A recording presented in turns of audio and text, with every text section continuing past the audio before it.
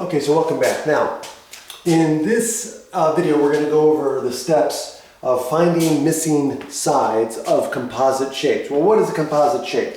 A composite shape is a shape that's made up of other shapes. It's composed of different shapes. Like, for example, if I draw something like this,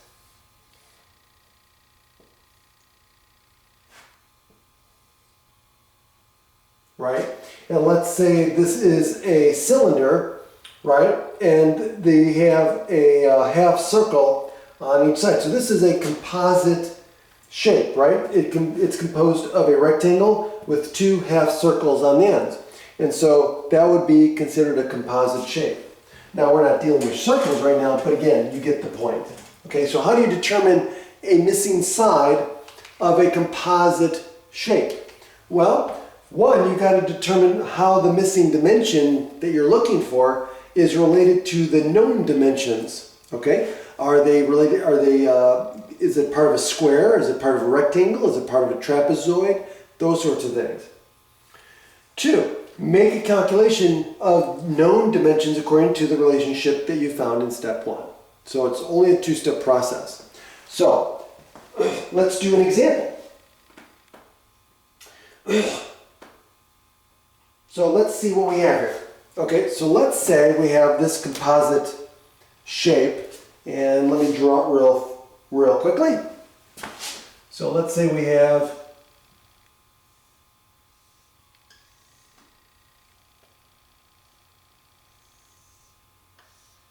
something like that. And so what do we know about this shape? We have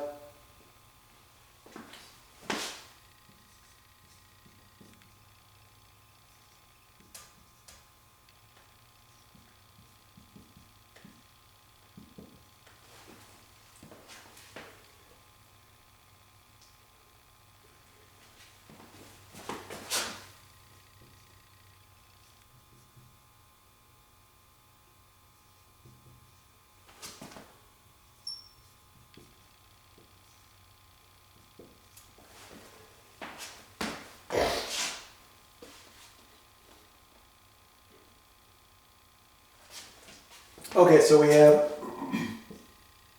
this. Okay, so how do we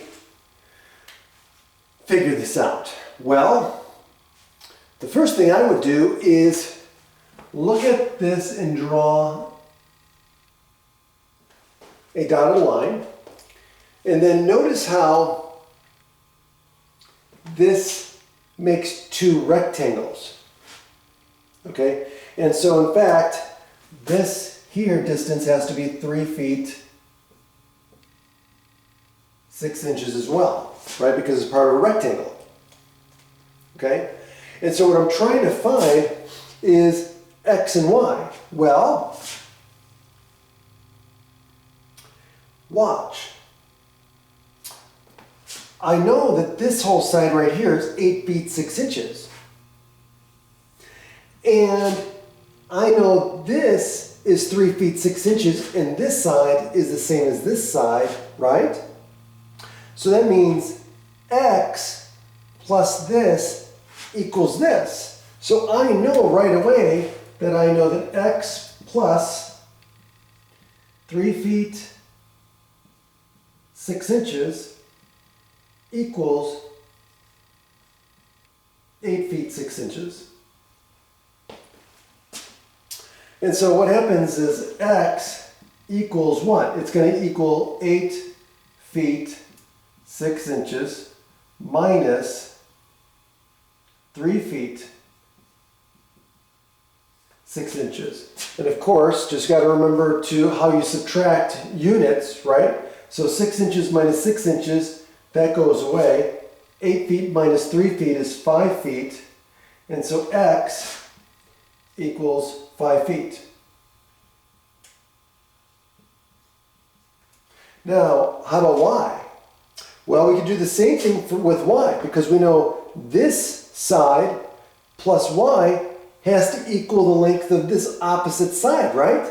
Because if you were to drop this down like an elevator and it goes all the way across, you know that 5 feet 6 inches plus y has to equal 12 feet 6 inches. So we could do the same sort of thing.